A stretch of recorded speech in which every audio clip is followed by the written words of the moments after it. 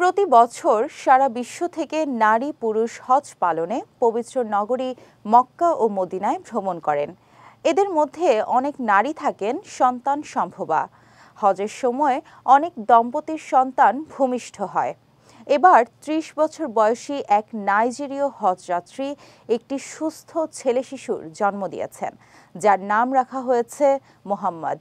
বিস্তারিত সঙ্গীতা সার ডেস্ক রিপোর্টে।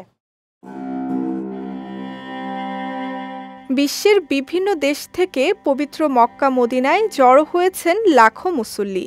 পুরুষের পাশাপাশি বহু নারীও হজ করতে যান মহানবীর দেশে। সেই তালিকায় থাকেন সন্তান সম্ভবা অনেক নারীও।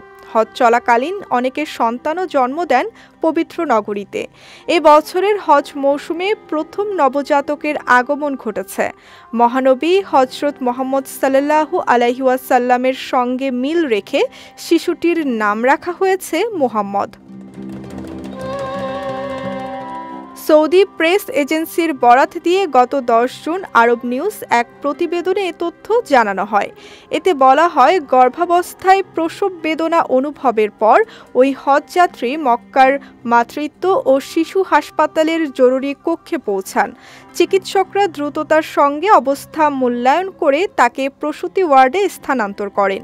পরে সেখানে তিনি স্বাভাবিকভাবে শিশুর জন্ম দেন। মায়ের শারীরিক অবস্থা বেশ ভালো, তবে শিশু মোহাম্মদকে বিশেষ পর্যবেক্ষণে রাখা হয়েছে। মক্কার মাতৃত্ব ও শিশু হাসপাতালের কর্মীরা হজের সময় হজযাত্রীদের স্বাস্থ্যসেবা প্রদানের জন্য সবসময় প্রস্তুত থাকে। এর মধ্যে রয়েছে জরুরি যত্ন, প্রসবকালীন সহায়তা এবং নারী ও শিশুদের চিকিৎসা সেবা। স্থানীয় গণমাধ্যমগুলো জানিয়েছে, হাসপাতালটিতে প্রতি বছর হজ মৌসুমে বহু শিশুর জন্ম হয়। এজন্য সেখানে আধুনিক সব ব্যবস্থাই রাখা হয়েছে। নাইজেরীয় হজযাত্রী সন্তান প্রসবের সময় হাসপাতালের যত্ন ও চিকিৎসা সেবার জন্য কর্মীদের প্রতি কৃতজ্ঞতা প্রকাশ করেছেন।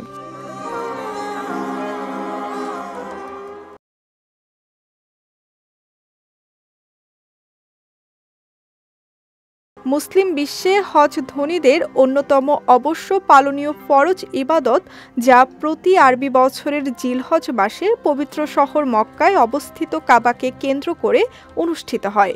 এই সময় সারা বিশ্ব থেকে লাখো মানুষ সৌদি আরবের মক্কায় সমবেত হন। সঙ্গীতা শাহ, বিজয় টিভি নিউজ ডেস্ক।